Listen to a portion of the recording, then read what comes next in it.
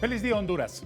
La subsecretaria de Seguridad, doctora Yulisa Villanueva, anunció ayer una serie de medidas tomadas por el actual régimen para volver por lo menos a la normalidad los centros penales del país. Esta decisión es derivada del estallido de violencia del sábado de la Semana Santa, que llevó a la Presidencia de la República a anunciar que otro día iba a ser los anuncios. Pues ayer se concretaron.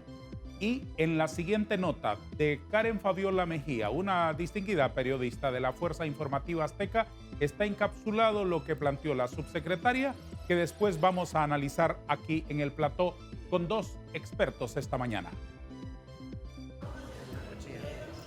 El plan de acción a implementar en los centros penitenciarios pasa por la recuperación de la gobernanza en los mismos, que por décadas han sido centros de corrupción y del crimen organizado, por lo que la interventora Yulisa Villanueva anunció una serie de medidas con un enfoque multidisciplinario y bajo estándares internacionales que obedecen a un proceso de reconteo e identificación de la población carcelaria, desarme real a través de registros manuales y electrónicos permanentes, igualmente el bloqueo total de la señal telefónica para los detenidos e intervención autorizada de las líneas oficiales, así como la remoción y depuración del personal penitenciario a través de evaluaciones y pruebas de confianza, y la instalación de un sistema central de monitoreo y vigilancia durante las 24 horas. En primer lugar, imitar o ver las lecciones aprendidas o positivas de otros países son ejemplos que nos permiten a nosotros construir el modelo que Honduras necesita. Honduras necesita la construcción de un modelo eficiente y estará apegado a estándares internacionales que lleven a Honduras en el corto y mediano tiempo a lograr desarticular esta estructura. Para llevar a cabo esta estrategia presentada por la viceministra Selma Yulisa Villanueva se requiere de una importante dotación en tecnología, fondos que se esperan obtener a través de cooperación internacional. Pero antes de esto se procederá a la auditoría de las finanzas del Instituto Penitenciario, según lo expuso la interventora. Tenemos que ver la inversión que ha habido ahí y estamos por auditar esos fondos, que son casi 70 millones de dólares más o menos el presupuesto del INP. Los presupuestos alrededor de la inversión de la tecnología son variables y quiero expresar que la cooperación internacional está dispuesta en todo momento a apoyarnos.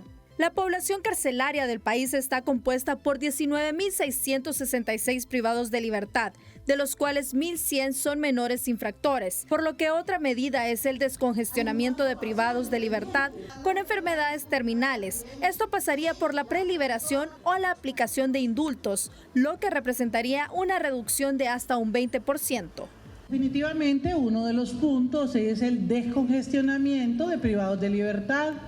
Ese se va a lograr en base a la integración inmediata del Poder Judicial. Ustedes mirarán que pronto una figura del Poder Judicial se integra con nosotros a trabajar toda la parte de la preliberación y de los indultos. Hemos estado analizando cuánta población podría representar esa preliberación y esto podría ser hasta el 10 o el 20%. En los centros penitenciarios conocidos como La Tolva, El Pozo y Támara se llevarán a cabo procesos de reubicación y traslados como parte de las medidas inmediatas. Con imágenes de Billy Cover, Karen Fabiola Mejía, Fuerza Informativa Azteca. En esa nota está encapsulado el planteamiento de la subsecretaria de Seguridad, doña Yulisa Villanueva. Hoy analizamos el asunto con dos expertos.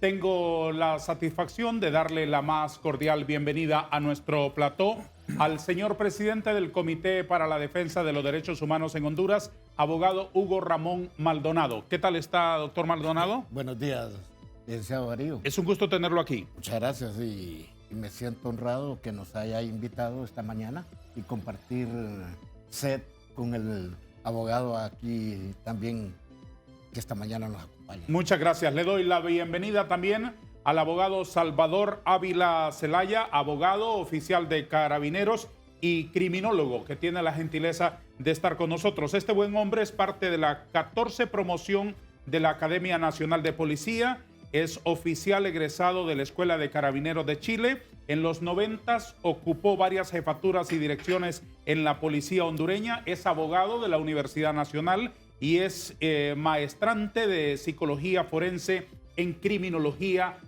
a nivel universitario. Abogado Ávila, es un gusto tenerle aquí. El agrado es mío, Darío, de verdad, y compartir con altas personalidades, como también es el abogado Hugo Maldonado, la cara de los derechos humanos en nuestro país. Sin duda. Y de ello, un privilegio enorme poder compartir con ustedes y agradecer su grata invitación. ¿Usted fue jefe integrante de los altos mandos de la policía hondureña en los 90? No, mi ingreso fue en los 90. Su ingreso fue en los 90. No se dio todavía esa oportunidad, pero Dios tiene los designios perfectos en la vida de cada quien. Por supuesto. Y en eso lo hemos hecho. ¿Nunca lo mandaron a capturar al doctor Maldonado? No, la verdad que no. Siempre fue una... Por suerte. No. Porque habría sido una misión complicadísima, porque este hombre es escurridizo. No, y no tuvimos Para traerlo aquí me cuesta un mundo. No tuvimos esas condiciones, de verdad que sí. No tuvimos esas condiciones. Es más, nuestros inicios también se dieron ya de la mano con las personas de derechos humanos, Ya, inclusive por supuesto. tener la imagen de don Custodio. Bueno, muy don bien. Custodio López. Por supuesto, que en paz descanse, una figura extraordinaria de los derechos humanos. Pues un gusto compartir la mesa y el café esta mañana para escuchar sus opiniones. Cuando quiera otra tacita, doctor. Eso le iba a decir, que así me terminó, sí. ¿Quiere claro. otra? Ahora mismo, porque Muchas gracias, tomar hombre. café es un derecho humano fundamental. Y para nosotros que somos de tierra adentro, como Por decimos, supuesto. es Y en exquisito una compartirlo. interpretación medio retorcida de la Biblia, también los adictos al café dicen que sin café es imposible agradar al Señor. ¿Verdad? Entonces, vamos a gestionarle aquí Muchas con la gracias. gerencia del café en la mañana que le sirvan otra tacita. Muchas gracias. Con nada de azúcar, ¿verdad? No, está bien así como me lo Así, me dieron. la misma dosis. La misma La misma dosis. Muchas y gracias, si puede Darío. traer un pancito, mejor todavía. Pero eso en la pausa Como comercial. en la pausa. Como dicen que decía Tiburcio Caridad Sandino cuando le decían, ¿y qué se necesita para ser diputado en su gobierno? Con que seas cachureco es suficiente. Y si sabes leer y escribir, mejor todavía, le decía. Muy bien. Vamos entonces, vamos al tema, vamos a lo serio esta mañana. ¿Qué le parece a usted, abogado Ávila, en términos generales y desde su visión técnica, el planteamiento que ha hecho la subsecretaria de Seguridad para traer por lo menos normalidad a las prisiones en Honduras? Lo escuchamos con atención. Sí, Darío, he escuchado con mucho detenimiento la propuesta hecha por la subsecretaria de Seguridad, doña Yulisa Villanueva, en el sentido de que en sus 10 puntos para la recuperación de la gobernanza y la gestión penitenciaria, que es hacia ahí donde tiene que dirigir esta estrategia, y la que no tenga en esta condición, en mi parecer, esto no viene a ser una intervención, ya que son los mismos funcionarios de la Secretaría de Seguridad que van a replantear, que van a tener una gerencia o una reingeniería de lo que vengan haciendo en su primer año de gobierno. Es así que para mí no cabe el término de intervención, por lo menos el concepto técnico que yo lo manejo de esta manera. Pero viene aún a sumar más la importancia de que ellos se desempeñen en estas labores. ¿En qué sentido? En que la situación no viene a ser unos paliativos, como en algunas de las, y puede sonar fuerte de mi parte, que algunos son paliativos en el sentido que ya deberían haber sido funciones o responsabilidades que ya se hubieran hecho. Pero hay algunas que se mencionan que esta es una situación integral que no solo va a ser de la Secretaría de Seguridad, que no solo va a ser responsabilidad del Instituto Nacional Penitenciario, y en ello involucra situaciones que venga a involucrarse directamente y de cabeza en el compromiso la Corte Suprema de Justicia a través de sus juzgados de ejecución, porque en las situaciones y condiciones que viene a ofrecer términos de preliberación de los privados de libertad, también hay otra figura está la figura de la libertad condicionada, que es una que no se menciona, pero muy importante, la condición del indulto, como lo va a manejar ella. La condición del indulto. Es preponderante, como lo menciona, y hubiera sido un solo punto, pero es la situación o las condiciones del talento humano con la que se administra. Porque aquí no solo es la situación de custodiar y ver las condiciones que se den en las cárceles de nuestros 25 centros penitenciarios, y no solo aquellos que vengan a establecerse como cárceles de máxima seguridad. De acuerdo, de acuerdo. Aquí está la tercera tacita de café de la mañana, doctor Maldonado. Muchas gracias, licenciado. Va contada. Es que me está contando la que me tomé en la oficina antes de venirme para acá. Le escucho su opinión, don Hugo Ramón. Fíjese, Darío, que con el respeto y el cariño que siempre le hemos compartido, creo que lo expuesto por el abogado Salvador es la misma visión que tenemos todos los que tenemos una mente crítica, sana, ética y profesional en el campo, en los diferentes campos del país. Creo que comparto con el abogado Salvador y nuestros televidentes en esta mañana. Si escuchamos y analizamos la propuesta de la doctora Yulisa, que por cierto no es abogada, sino que es médico, ¿ah? Esa es la otra situación. Pero como subsecretaria de Estado en los despachos de seguridad, ha venido teniendo alguna injerencia en la vida nacional y ha venido manejando determinados temas de seguridad y determinados casos de impacto.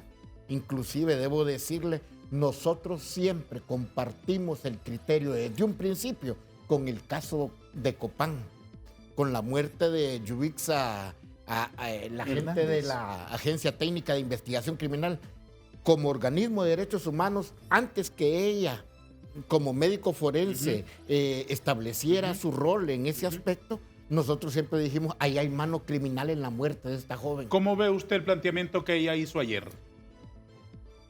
Si lo analizamos, es un planteamiento que siempre se ha venido pregonando.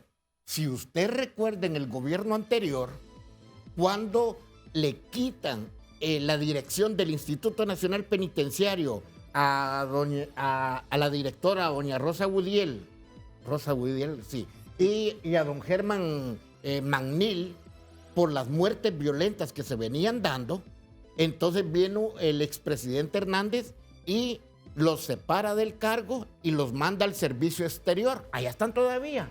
A ver, vamos desgranando el asunto, sí, don Hugo Ramón.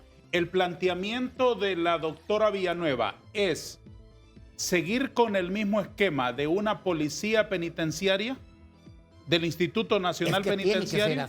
Tiene que ser así, porque sí, la ley así lo pregona. De acuerdo, pero el planteamiento ahorita lo que hay es la intervención, como bien se dice, de que el traspaso que se dio de la Secretaría de Defensa Nacional a la Secretaría de Seguridad, de acuerdo al mandato del Ejecutivo. De acuerdo, pero eso ocurrió hace varios meses. Correcto. El planteamiento de ayer es continuar con ese mismo esquema de alejar a los militares y darle más responsabilidad a la policía. Es que para nosotros ninguno de los dos debería estar al mando de los centros penitenciarios del país. ¿Y cuál es el planteamiento de la subsecretaria ayer? El planteamiento es el mismo planteamiento, si lo analizamos bien, es el mismo planteamiento que data en resolución del Consejo Nacional de Seguridad. Recientemente, si usted ve la situación de los bloqueos de celulares, la situación ¿por qué hablar de desarme al interior de los centros penitenciarios? ¿Y acaso que ese es un batallón, pues? ¿O acaso eso es una policía o una privada? sede policial o una agencia de seguridad para que cada uno tenga su cohete? Correcto. Entonces, ella está hablando del bloqueo de la telefonía que se viene diciendo desde los gobiernos anteriores, la gobernabilidad al interior de los centros penitenciarios, desde la perspectiva del CODE. La gobernabilidad se la siguen dando los mismos privados de libertad a través de sus diferentes estructuras de organización, porque ellos están organizados a lo interno. Por eso decimos que el expresidente Hernández decía ese cogobierno, esos dos gobiernos que hay. Si no existiera el gobierno de los privados de libertad, fuera un desorden total en cada uno de los centros penitenciarios. Solo Támara en este momento tiene arriba de 5,000 y fracción privados de libertad. Pregúnteme cuántos guardias o policías penitenciarios hay en Támara. ¿Cuántos guardias o policías penitenciarios hay en Támara? A nivel nacional hay 2,500 para 19,600 privados de libertad. Sáquese la conclusión. Como 20,000 por cabeza. Bueno, aparte sí, de que son 3 turnos. El turno A, el turno B y el turno C.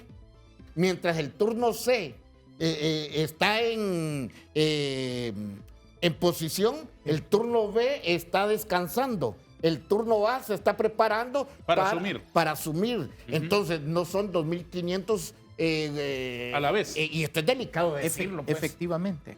Esto es delicado. Ya vamos a desgranar cada uno de los planteamientos de la subsecretaria de Seguridad. ¿Son suficientes para atajar una crisis de estas dimensiones? Me lo explican después de una pausa, si le parece. Nos separamos solamente 2 minutos para unos anuncios y promociones.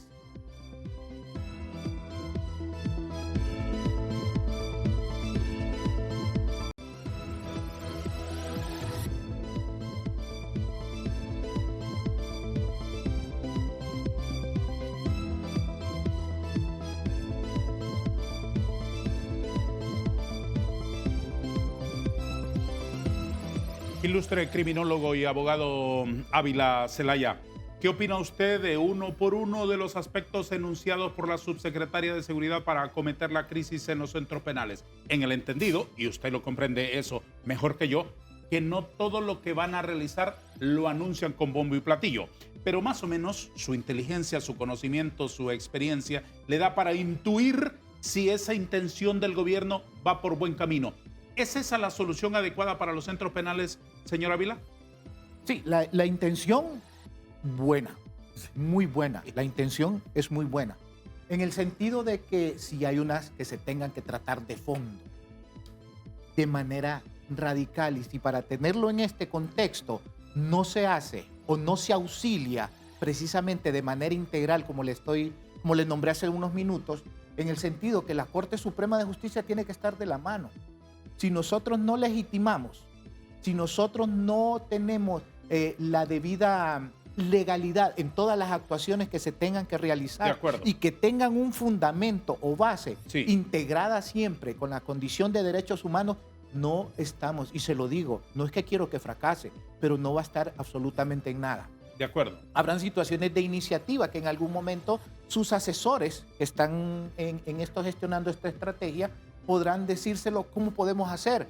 Están las universidades privadas y la universidad autónoma con profesionales o por graduarse en conocimiento como abogados, como psicólogos, porque va a necesitar la profundidad para esta reclasificación de privados de libertad, un estudio profundo, cómo se tengan que realizar en este sentido.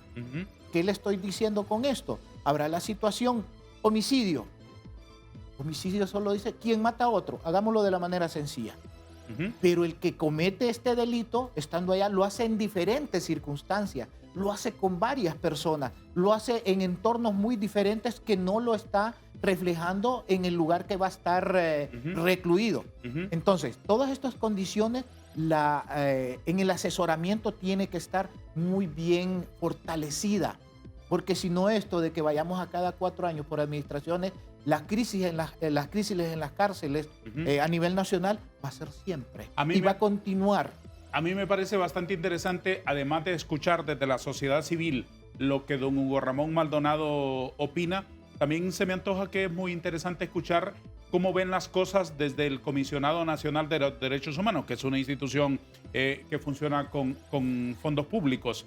Tengo al abogado Ariel Díaz, asesor del Comisionado Nacional de los Derechos Humanos, en línea esta mañana, a quien saludo para escuchar en un par de minutos encapsulada su opinión. Abogado Díaz, ¿qué les parece a ustedes el planteamiento de seguridad en las prisiones anunciado por la subsecretaria Villanueva? Sí, muy buenos días, licenciado Vanega, y a los colegas en estudio.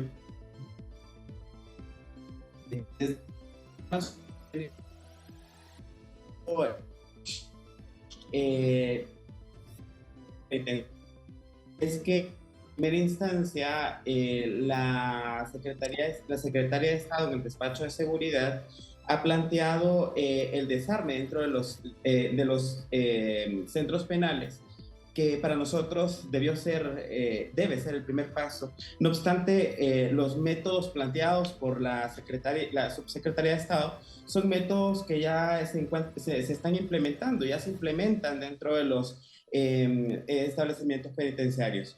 Por lo cual, nosotros esperaríamos que la subsecretaria pueda presentar una metodología y con mayor detalle de este planteamiento para poder conocer cuál es la innovación que desde la subsecretaría se plantea. Por otro lado, se plantea el bloqueo total de la señal telefónica, que para nosotros en efecto debe suceder. Pero encontramos, por ejemplo, que dentro de los centros penales funciona una empresa de seguridad privada internacional que ofrece estos servicios de manera privada y que no tiene los registros ni los controles necesarios y adecuados para garantizar que en efecto las personas privadas de libertad no puedan comunicarse para cometer ilícitos al exterior de la prisión. Con lo cual resulta necesario revisar los contratos que se han firmado por parte del Estado con estas empresas de comunicaciones que pueden dar espacio a dos escenarios concretos. Por un lado, la oportunidad de que se cometan negocios corruptos con la venta y distribución de estas tarjetas telefónicas, y por otro lado que alimente la actividad ilícita desde adentro de los centros penitenciarios, como en efecto lo han denunciado las propias autoridades. Por otro lado, la instalación de sistemas tecnológicos dentro de los sistemas penitenciarios. En definitiva, compartimos la necesidad de tecnificar e instalar estos sistemas tecnológicos, toda vez que hemos encontrado serias deficiencias, no solamente en los sistemas actuales, sino que también en los controles físicos que se realizan desde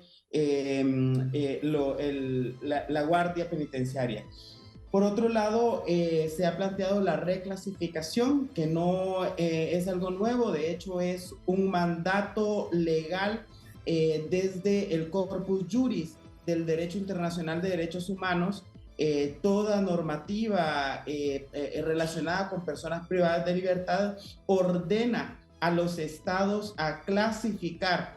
De ahí que el comisionado tiene la preocupación de la clasificación. ¿Qué criterios se van a tomar para clasificar a las personas privadas de libertad? Con estas medidas, son los centros que se van a reclasificar, abogado Díaz, entre otros elementos. Abogado Díaz, con estas medidas, y esta es mi última inquietud para que me responda con un tuit, si le fuera posible, con estas medidas que ha anunciado la subsecretaria Villanueva, ¿intuyen ustedes que va el Estado por el camino correcto para atajar esta crisis en las prisiones? Bueno, pensamos que las medidas son acertadas. No obstante, creemos que tenemos muy poca información para poder ejercer un control de estas medidas. Hemos emplazado a la subsecretaria de Estado para que nos comparta el plan integral y poder hacer un análisis a profundidad, porque de momento no conocemos mayor detalle que el que conoce la ciudadanía. Nosotros esperaríamos que el plan esté listo a estas alturas. Si sería necesario realizar una inspección, lo vamos a hacer. De hecho, aprovecho para anunciar que el día de mañana estaremos realizando una inspección. La comisionada personalmente estará realizando una inspección en uno de los establecimientos penitenciarios, y para nosotros esto será una de las primeras formas para comprobar la efectividad de la intervención de la viceministra Villanueva. Le agradezco mucho, abogado Díaz, su intervención esta mañana y aguardo la posibilidad de recibirle en el estudio cuando su agenda lo permita. Muchas gracias y que tenga un día feliz. Gracias, abogado Díaz. Muchísimas gracias. Asesor del Comisionado Nacional de los Derechos Humanos, CONADE. El CODE hizo su propio planteamiento al gobierno hondureño sobre cómo debe ser la mejor administración de las prisiones. ¿Puede darnos un resumen? Mire, claro que sí. El CODE es uno de los pocos organismos que tiene trabajo interno en los centros, en algunos centros penitenciarios del país. O sea, esos lugares no les son extraños al CODE. No. Ustedes permanecen allí. Nosotros tenemos esa comunicación permanente. Comunicación en el sentido de que con los directores, con los custodios, claro, con los privados de libertad y familiares. ¿Cómo debe ser? Nosotros conocemos y a nosotros no nos van a dar a tol con el dedo. Muy bien. ¿Qué significa? Y lo digo con mucho respeto.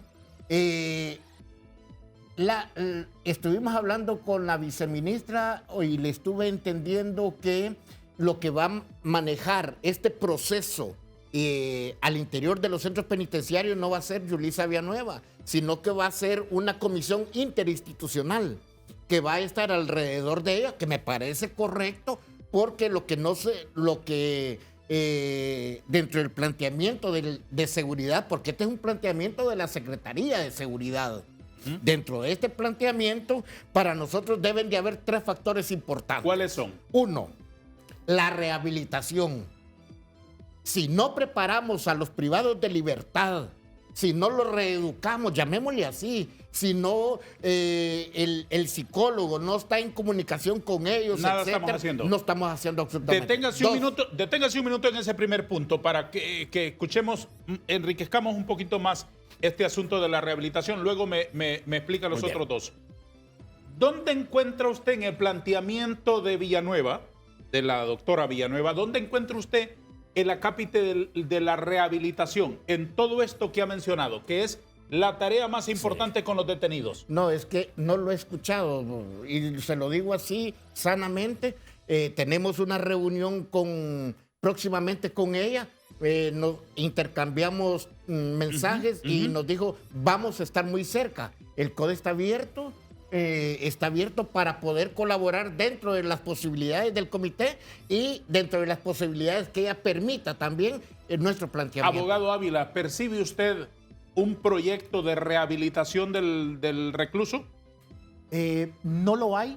De hecho, eso es siempre por circunstancias de interés por parte del privado de libertad que establece su forma de hacerlo. Pero en el lugar, no debe ser así. Hace un proyecto. Ahora bien, la visión y misión del Instituto Nacional Penitenciario, aparte de administrar las cárceles, es la reinserción del privado de libertad, de que él tenga una condición adecuada, porque esta condición psicológica del privado de libertad es difícil. ¿No lo percibe por ningún lado?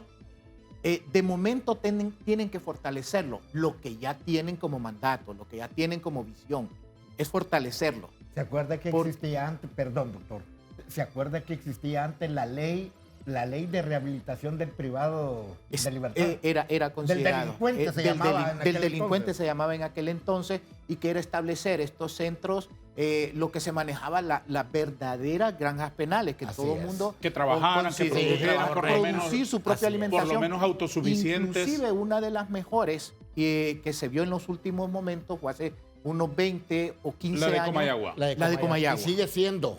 Porque ellos todavía, aparte de abastecerse y producir sus propios alimentos, también venden productos para agenciarse recursos para los privados de libertad. De eso no hay nada. En algunos centros penales. En Comayagua sí hay. Y hay en otras. Pero en algunos de los... ¿Cuántos son? Ceiba. En el Porvenir Ceiba. ¿Cuántos son? ¿28? ¿Cuántos? 25. 24 y la cárcel de Penfas. Entonces son 25 centros penales. En ninguno se produce casi nada. No. Yo le diría que no. En algunos. Porque algunos tienen para trabajo, pero viene a ser por los privados de libertad que tienen su propio interés con recursos propios Es más, no quieren salir en libertad. Cuando les dicen que ya les corresponde su libertad, ellos no quieren salir. Una situación muy interesante de observar es esa. No quieren salir porque están produciendo y cuando vienen aquí afuera no van a tener la misma ventaja, el mismo aprovechamiento técnico de lo que guardaban allá y a quienes proveían. Porque el proveer de lo que ellos hacían, muebles, mesas, hamacas, redes de pescar y todo eso, tienen los contactos para poderlos vender desde allá y no aquí afuera. A ver, una conclusión sobre este acápite sería entonces que la rehabilitación sigue siendo una asignatura pendiente. Ese es un asunto de que todavía... fortalecimiento por parte del Estado y la voluntad política que se tenga. Si no hay esto, no lo va a haber nunca. ¿Cuáles son los otros dos aspectos fundamentales en la reforma que plantea el CODE? El siguiente para nosotros, para reducir la ola de violencia y criminalidad que nos ha dado en los últimos años más de 300 privados de libertad ejecutados o asesinados, entre masacres, entre privados de libertad, muertes violentas, selectivas, etcétera, incendios, etcétera. Nosotros estamos proponiendo la separación de los grupos, porque la lógica nos ha dicho por toda la historia en los centros penitenciarios del país y que siempre va a haber como que a alguien le interesa que estos dos grupos estén matando al interior. ¿Cuáles dos grupos? Digamos, estamos hablando del grupo de 18 y MS, no me gusta decirlo así de esta forma, me gusta llamarlo porque se sigue estigmatizando y criminalizando. Entonces, para nosotros separar los grupos, los paisas que se les llaman, el otro grupo y el otro grupo, separarlos y que, por ejemplo, esto lo hablé con el director anterior del Instituto Nacional Penitenciario. Si traemos a un grupo a Siria, el otro en La Tolva y el otro grupo allá en Ilama, Santa Bárbara, independientemente de eso, ya tiene que ser una política del instituto para qué grupo va a mandar para allá. Entonces vamos a reducir en un 70% las muertes violentas al interior de los centros penitenciarios. ¿Cuál es el tercer planteamiento? El tercer planteamiento de nosotros es el indulto. ¿En qué consiste? ¿En qué consiste? El indulto o gracia constitucional, le llaman en el Instituto Nacional La Penitenciario. figura la entiendo, me refiero. ¿En qué consiste el planteamiento de ustedes? ¿A quiénes debe abarcar y bajo qué criterios? Para nosotros debe de abarcar a los adultos mayores de 70 años, a aquellos que han cometido delitos menores y que no sean un peligro para la sociedad y que de una u otra forma nos pueda ayudar al descongestionamiento. Cuando nosotros planteamos el indulto, como lo ha planteado también la viceministra, estamos entendiendo que, me fui a encontrar con un módulo allí en Támara de 125 privados de libertad que todos perdieron la noción del tiempo. ¿Qué demonios hacen ese grupo de privados de libertad?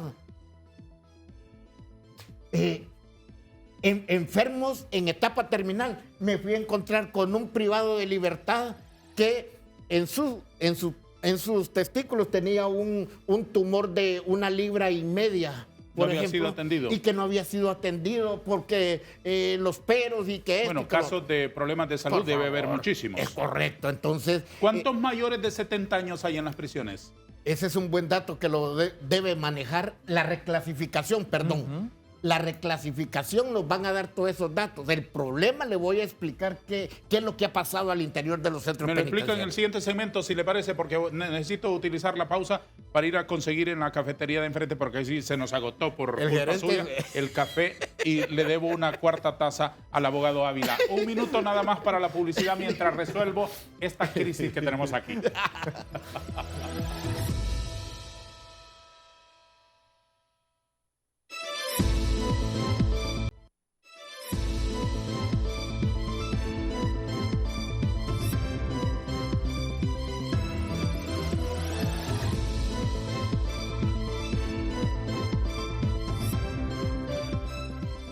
Tenemos unos minutos nada más para finalizar nuestro foro. Es un tema muy rico del cual podemos hablar muchísimo tiempo. Les pido que me respondan con un telegrama.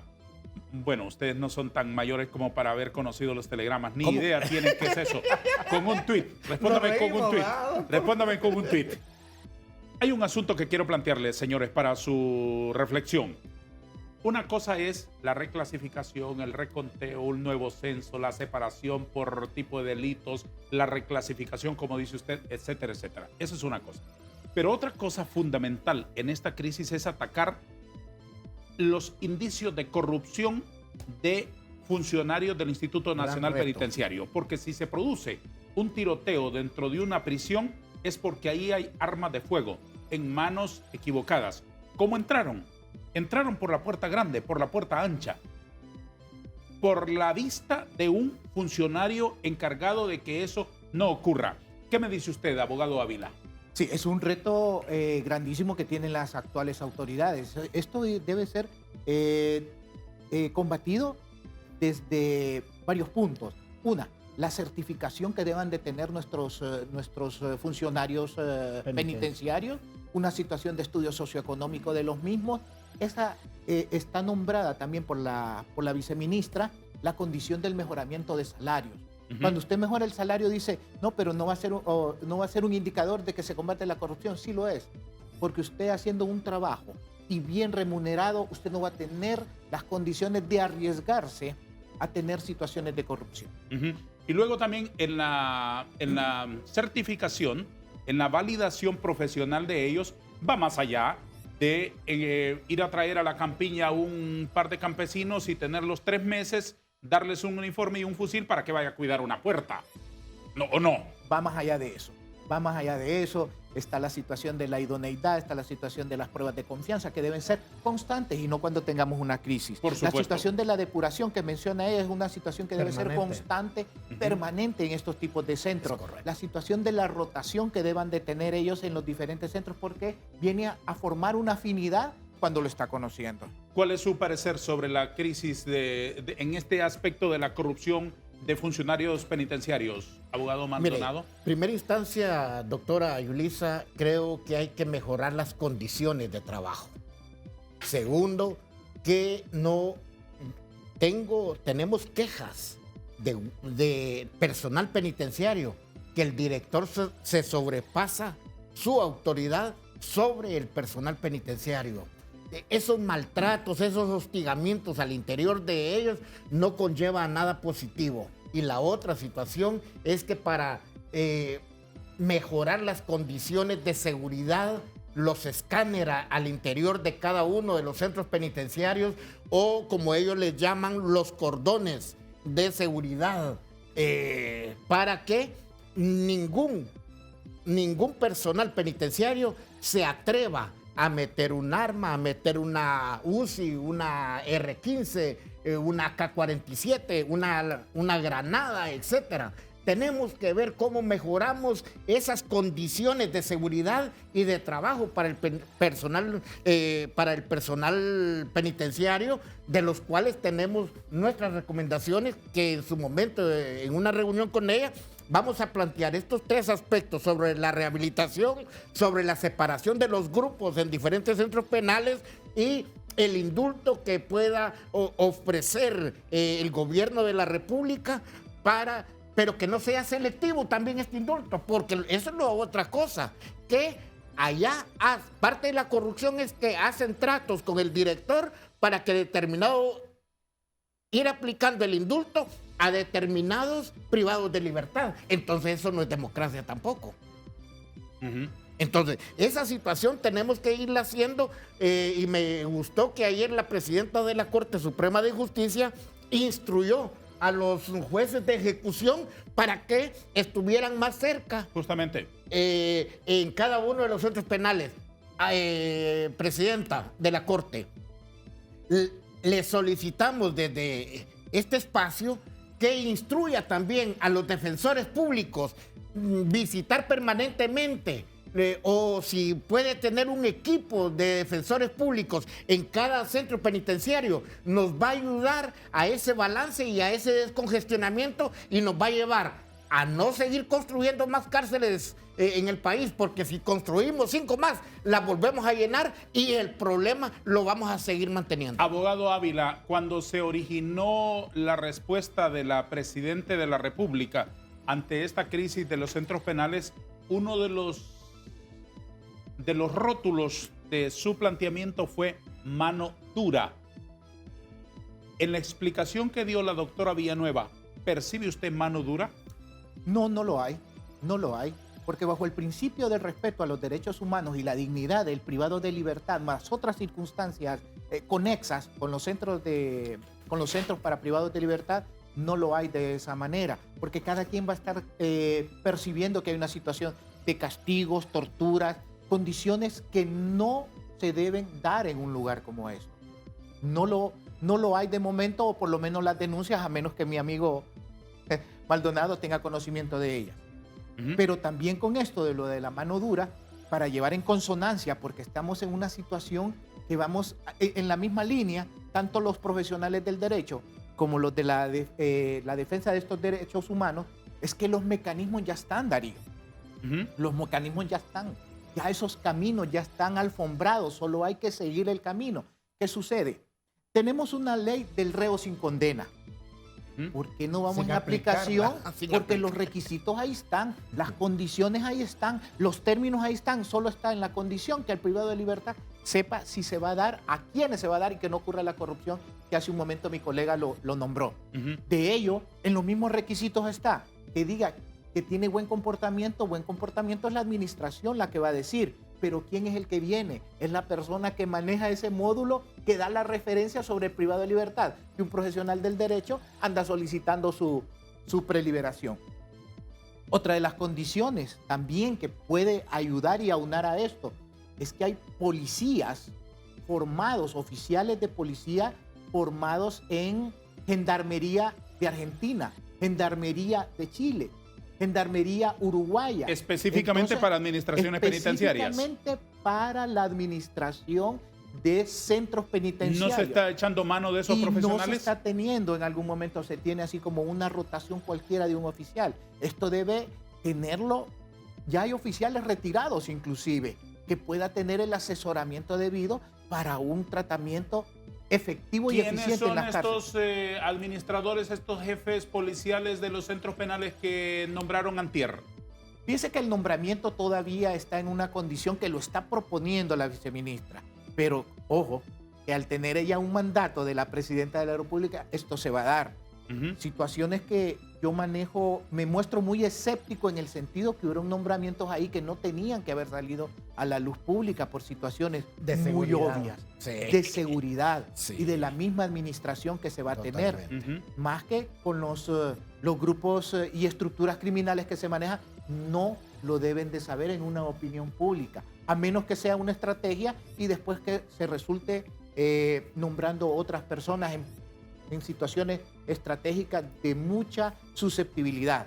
En este análisis de las medidas del gobierno en las prisiones, desde TV Azteca Honduras hemos querido traer a la palestra este asunto esta mañana para escuchar el parecer de ustedes. Me ha parecido abundante sus explicaciones. El último minuto, utilicémoslo para escuchar recomendaciones. Ya pusieron en análisis el planteamiento de la subsecretaria Villanueva. Ahora, por favor, don Hugo Ramón Maldonado, desde su trabajo en la dirección, en la coordinación, en la presidencia del Comité para los Derechos Humanos en Honduras y con su experiencia, viendo la crisis de manera cosmogónica, más allá del tiroteo del sábado de la Semana Santa, la crisis estructural casi permanente en que han estado los centros penales, ¿qué recomienda usted al gobierno que no lo haya escuchado en el planteamiento y qué esperaría ver en los próximos meses como resultados? Mire, Darío, abogado Salvador y pueblo hondureño, nosotros estamos esperando, también tenemos nuestra reserva, tenemos un as bajo la manga de la camisa y hay cosas que deben de conocerse públicamente y cosas que deben de guardarse por aquella situación de seguridad también. Pero creo que el planteamiento de la rehabilitación, el planteamiento de la separación de los grupos en diferentes centros penales y el indulto son tres propuestas del CODE para tratar de mejorar. No es que se va a recuperar, ojalá se lograra recuperar la gobernabilidad, pero si los privados de libertad pierden la gobernabilidad interna, vamos a tener más problemas de los que ya tenemos. Es más, y la otra situación es que para nosotros, cuando hablamos de la separación de grupos, deben de desaparecer las cárceles de máxima seguridad. ¿Por qué? Porque ya no, si ponemos a un grupo en Siria, un solo grupo, ahí ya no va a haber el negocio de la compra de armas. Si ponemos otro grupo en Ilama, un grupo X, Y, Z, ya no va a haber la compra de armas porque es el mismo grupo y la incidencia de la violencia y la criminalidad va a disminuir porque solo hay un grupo y entre ellos se cuidan, entre ellos se protegen y hay solidaridad entre ellos. Y pues eso puede ayudarnos a mejorar la situación de la violencia que tanto ha señalado la Comisión Interamericana de Derechos Humanos, inclusive la misma Corte. Lo escucha usted, don Hugo Ramón, con un lenguaje muy dulce. ¿Por qué les dice grupos, no les dice maras y pandillas? Bueno, la estigmatización... ¿Ha evitado usted decir maras y pandillas esta mañana? Es correcto, y lo seguiré evitando porque ese estigma y esa criminalización sobre la juventud, cuando el Estado no ha preparado un escenario de desarrollo, un escenario de atraer a la juventud en vez de que lo reclute la mara, la pandilla, etcétera. Si no tenemos ese escenario de desarrollo, entonces vamos a seguir siendo los hijos o los jóvenes la presa fácil de estos dos sectores. O del crimen organizado o del mismo narcotráfico. Abogado Ávila, unas recomendaciones que desde su experiencia quiere usted plantearle a Honduras esta mañana.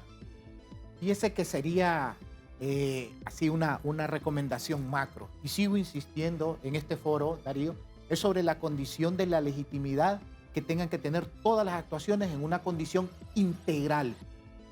Si no hay voluntad política y que involucre siempre esa condición sobre los derechos humanos, porque tal vez o valga el tema sobre la situación que está viviendo un país vecino en estas circunstancias, qué copiamos, qué no copiamos, qué es lo que nos puede servir, y vienen circunstancias que sobre derechos humanos va a primar, sobre la tutela principal de las dos condiciones en tutela por parte del Estado, que es la vida y que es la libertad. Dos, ahí quedémonos con eso. Entonces, la integración que vayan a tener los juzgados de sentencia, como sí lo manejan, la situación de los protocolos de seguridad que van a manejar en las cárceles, porque es tan fácil ir a Támara y usted se da cuenta, cuando pasamos por una puerta, los profesionales del derecho, que nos manejan casi desnudos en la situación de la máquina de rayos X y las condiciones a que hemos sometido. Pero usted en un portón amplio y grande, el otro es un mundo, está viendo cómo entran colchonetas, verdura, con todo lo que se abastece en los negocios adentro y con lo que tengan que estar, que nunca va a ser revisado. No importa por dónde entren, abogado, el asunto es que vemos en la vida real que hay tiroteos ahí adentro y armas de fuego no debe haber ahí adentro. No debe de haber. Claro. ¿Bukele está equivocado? ¿Perdón? ¿Bukele está equivocado? Fíjese que la empatía que tiene su población es diferente. Y me voy con lo que su población ama, quiere, que admira de él. ¿En el tratamiento que hace él de los reos, está equivocado? Hay condiciones de derechos humanos que la convencionalidad internacional la está violando. Usted seguramente lo considera un déspota. No, tampoco no. ¿Usted cómo considera a Bukele?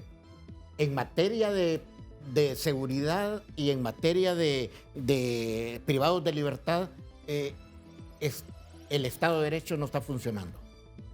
Les agradezco mucho, señores, por su presencia aquí. Les invito para que en una fecha próxima volvamos a reunirnos. Les aseguro que además del café habrá buen pan. Ojalá. Es un derecho humano fundamental que hemos violado esta mañana aquí. Bueno, o como algo de nosotros, mejor la baleadita. Muy bien. Ya ese derecho humano de tercera generación. Como todo buen sanpedrano. Sí, seguro. Gracias, señores. Que tengan un día feliz. A usted, amigo. Gracias. A ustedes, gracias. Adiós.